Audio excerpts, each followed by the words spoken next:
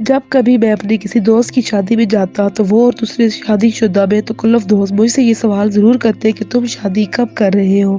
ہاتھ میں شادی کی لکیر ہی نہیں ہے تو بھلا شادی کیسے ہوگی؟ میں حسب معمول ہاتھ دکھا کر جواب دیتا، یار شکیل کیا دنیا سے نامراد ہی جاؤ گے؟ کوئی دوست جملہ کس تھا، کچھ ایسا ہی لگ رہا ہے جب میں دنیا سے چل بسوں تو یوں یار میرا جنازہ ذرا دھوم دھام سے اٹھانا۔ شکیل اللہ کی ذات سے ماجوز نہ ہو، انشاءاللہ ایک دن تمہاری دلی مراد ضرور پوری ہو کر رہے گی۔ وہ لوگ میرا دل رکھنے کے لیے تسلیاں دیتے لیکن میں جانتا تھا کہ میری زندگی کے گھوپ اندھیاروں میں کبھی شادی کا خوبصورت چاند طلوع نہیں ہوگا۔ میرے دل میں یہ خواہش آخری سانس تک گڑی رہے گی۔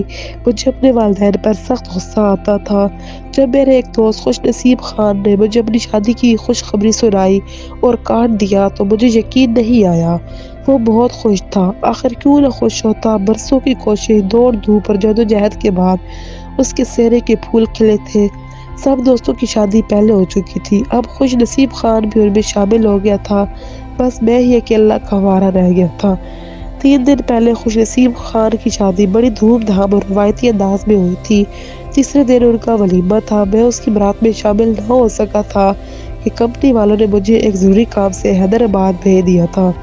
ولیمے کے کھانے سے قبل میں نے اپنے دوستوں سے تجسس سے دریافت کیا، خوش نصیب خان کی بیوی کیسی ہے؟ یار وہ بیوی کے معاملے میں بڑا خوش نصیب واقعہ ہوا ہے۔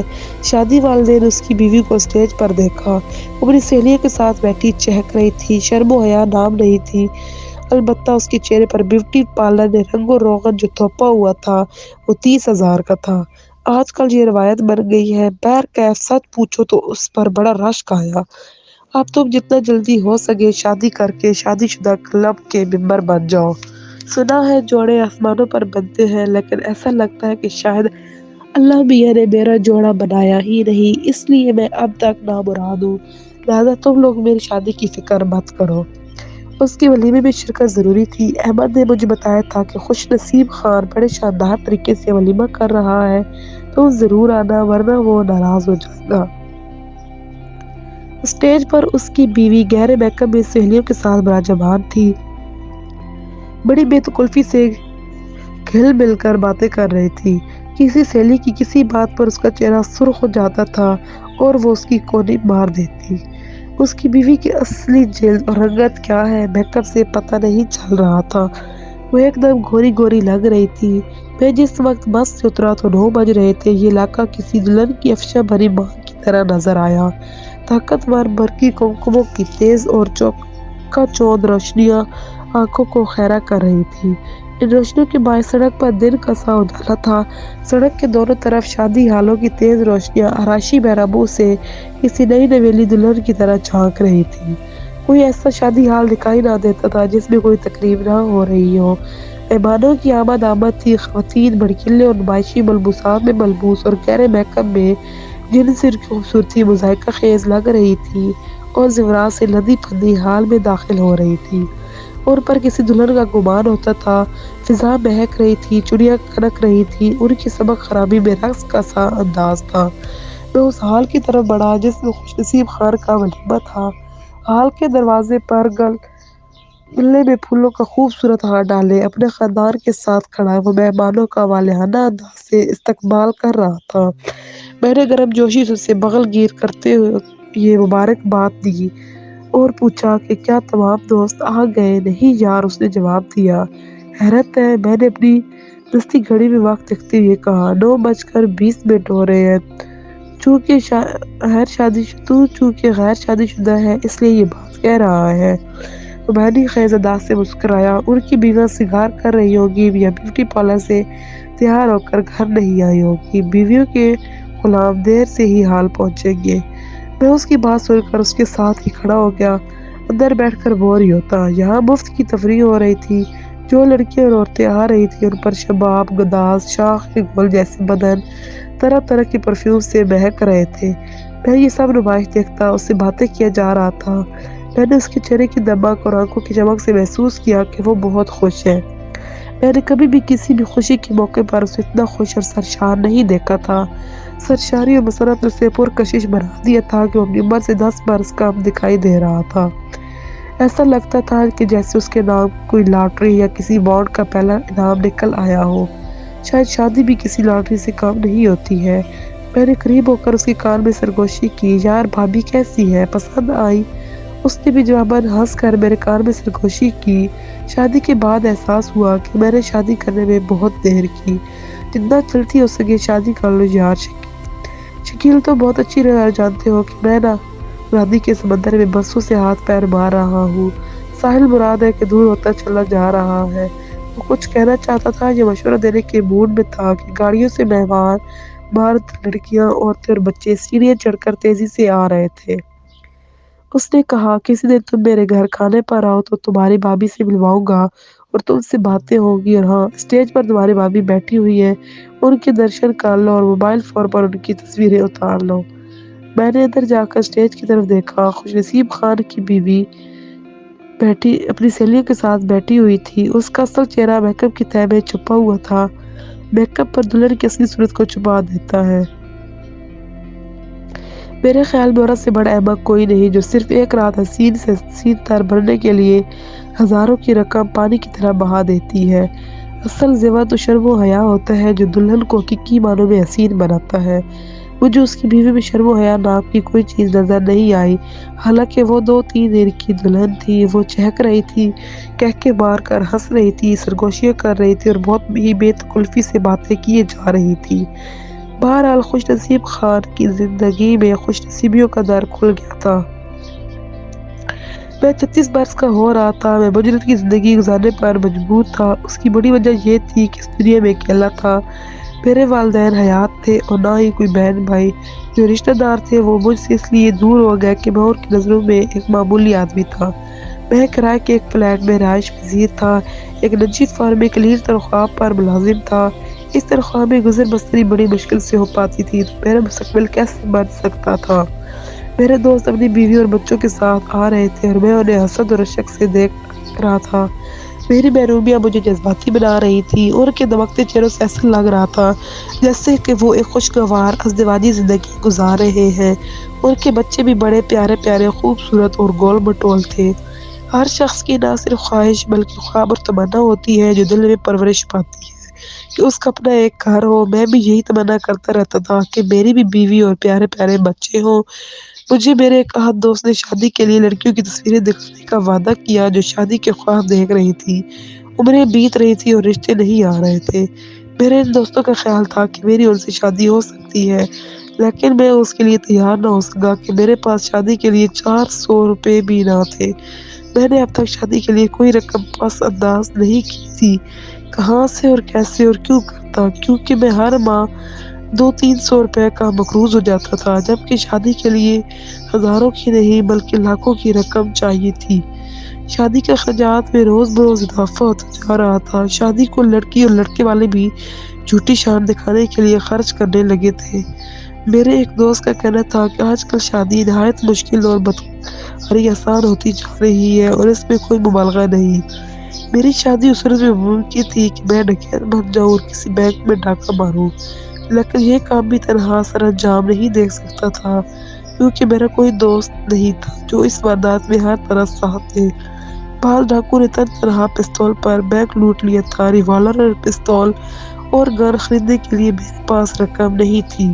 سنا تھا کہ اسلحہ کرائے پر ملتا ہے، لیکن کہاں سے؟ اس کا علم میرے فرشتوں کو بھی نہیں تھا۔ ایک اور صورت بھی تھی کہ دفتر میں کوئی ایسا غمبن اور کروڑ کروڑ لاکھوں کا مالک بن جاؤں، لیکن اس کے لیے جتنی ہمت، ذہانت اور ہوشیاری کی ضرورت تھی وہ مجھ میں نہیں تھی۔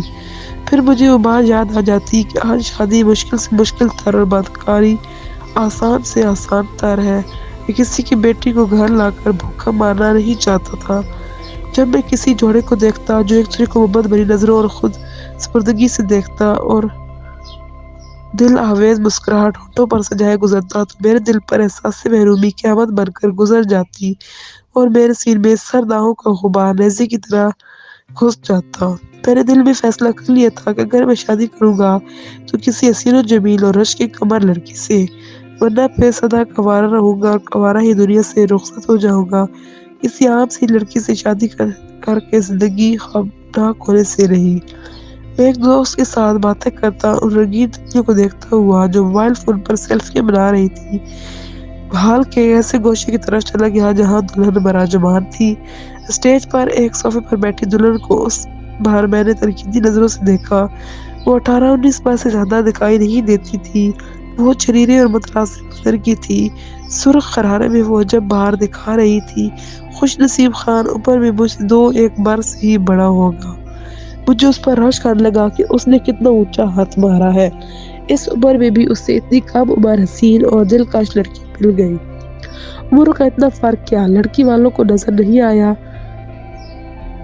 خوش نصیب خان کے گھر والے سلامت تھے۔ اس کی تنخواہ بہت اچھی تھی۔ جہاں وہ ملازمت کر رہا تھا وہاں سہولتیں اور برات بھی بہت تھی۔ اس کے علاوہ سال میں 2 بونس بھی ملتے تھے۔ اس کے علاوہ ذاتی مکان اور ایک پرانی کار بھی تھی۔ لڑکی والوں نے یہ سب کچھ دیکھ کر اس لیے اتنی پیاری اور کم عمر لڑکی دے دی تھی۔ حال میں کسی حسین خواب کا سا منظر تھا۔ تیز روشنیوں میں حسین چہروں پر کشش ملبوسات کا ٹھاٹھے مارتا سمندر موجزن تھا۔ باتوں کا شور، کہکے، مترنم ہنسی اور شوخیاں فضا کا حصہ بن گئی تھی۔ کسی کے اٹھان اور سراپا میں ایسی قیامتیں کہ دل پر بجلی سی گرتی تھی۔ ایسا لگ رہا تھا جیسے یہ سب گندم کی پکی ہوئی فصلیں ہوں اور ان میں لہریں پیدا ہو رہی ہوں۔ میرا دوست خوش نصیب خان کی بیوی کو قریب سے دیکھنا اور موبائل فون میں عکس بند کرنا چاہتا تھا۔ اس نے جب دلہن کی عکس بندی کر لی تو ہم اسٹیج سے ہٹ کر مردوں کے حصے میں آ گئے۔ کھانے میں چونکہ دیر تھی اور اس کا بچہ بھوک سے بلبلا رہا تھا، اس لیے وہ اسے چپس لانے ہال سے باہر لے گیا تو میں ایک طرف ہو کر بیٹھ گیا۔ اس وقت مجھے احساس محرومی نے بے حد جذباتی اور رنجیدہ بنا دیا کہ میں ایک بے جان شے کی طرح بیٹھا رہا، ان لڑکیوں اور عورتوں کو دیکھ رہا تھا جو بنی سنوری چہکتی، تہلکتی اور سبک حرامی سے ہال میں داخل ہو رہی تھی۔ ایسا لگتا تھا کہ یہ شادی کی تقریب نہیں بلکہ مقابلہ حسن ہو رہا ہو۔ میری حالت اس شخص کی سی تھی جو آنکھوں سے دیکھنے کے بجائے پورے جسم سے محسوس کر رہا ہو، جیسے اس کا ہر جسم بسام آنکھ بن گیا ہو۔ مجھے اپنی نامرادی پر رونا آ گیا تھا۔ میں سوچ رہا تھا کہ کیا میری زندگی میں کوئی عورت نہیں آئے گی اور میں نامراد ہی دنیا سے چلا جاؤں گا۔ میرے برابر والی کرسی پر کوئی آ کر بیٹھا، لیکن میں نے اس کی طرف کوئی توجہ اس لیے نہیں دی کہ میں عورتوں کی بے حجابی کی نمائش دیکھ رہا تھا۔ میں ایک نئے شادی شدہ جوڑے کو دیکھنے میں محو ہو گیا جو شادی کی تقریب میں شرکت کرنے آیا تھا۔ مرد پھدا اور درمیانے قد و قامت کا تھا۔ اس کے برعکس اس کی بیوی متناسب بدن کی بے حد پرکشش عورت تھی۔ اس کی رنگت گوری تھی، کوئی جوڑ نہیں تھا، لیکن اس کی نوجوان اور حسین بیوی اس کے ساتھ یوں خوش دکھائی دیتی تھی جیسے اس کا شوہر نہ ہو بلکہ بانڈ میں نکلا ہوا پہلا انعام ہو۔ میں نے اپنے ران پر اچانک دباؤ محسوس کیا۔ کہاں کھو گئے ہو میرے دوست؟